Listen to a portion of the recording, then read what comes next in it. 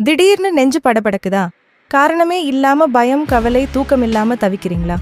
இதுக்கு மாத்திரை, மருந்து எதுவுமே இல்லாம வெறும் 5 நிமிஷத்துல உங்க மனசை சாந்தப்படுத்த முடியும்னு சொன்னா நம்புவீங்களா? ஆமா, எந்த ஒரு செலவும் இல்லாம நம்ம முன்னோர்கள் பயன்படுத்தின முத்திரைகள் மூலமா உங்க ஸ்ட்ரெஸ் மற்றும் ஆங்ஸைட்டியை எப்படி 100% விரட்டலாம்னு தான் இன்னைக்கு பார்க்க போறோம். ஸ்கிப் பண்ணாம பாருங்க.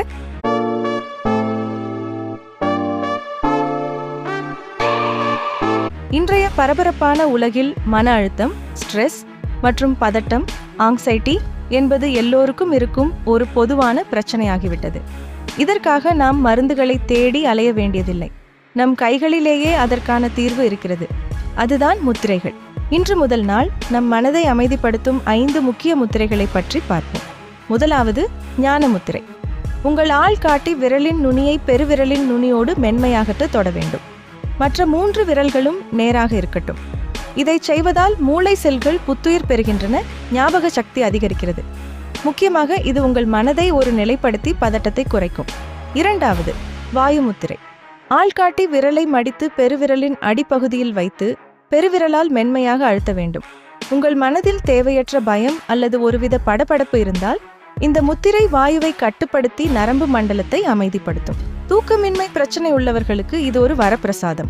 மூன்றாவது, அபான வாயு முத்திரை. இதை மிருத்யு சஞ்சீவினி முத்திரை என்றும் சொல்வார்கள்.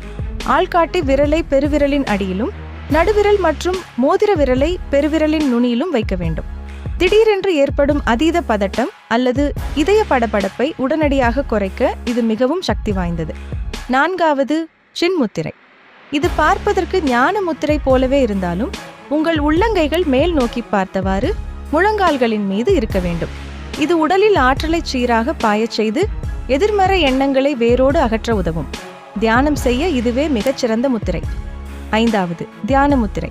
வலது கையை இடது கையின் மேல் வைத்து 2 பெருவிரல்களும் ஒன்று தொட்டுக்கொள்ளுமாறு மடியில் வைத்துக் கொள்ள வேண்டும். இது ஆழமான அமைதியை தரும். உங்கள் மனது அலைபாய்ந்து கொண்டே இருந்தால் இந்த முத்திரையில் அமர்ந்து மூச்சை மட்டும் கவனித்தால் போதும், பதட்டம் பறந்துவிடும். இந்த முத்திரைகளை ஒரு நாளைக்கு 15 முதல் 20 நிமிடங்கள் வரை அமைதியான இடத்தில் அமர்ந்து பயிற்சி செய்யுங்கள். மாற்றத்தை நீங்களே உணர்வீர்கள். நாளை 2ஆம் நாள் வீடியோவில் செரிமானத்தை சீராக்கும் முத்திரைகளை பார்ப்போம். இந்த தகவல் பயனுள்ளதாக இருந்தால் மற்றவர்களுக்கும் பகிருங்கள். நன்றி, வணக்கம்.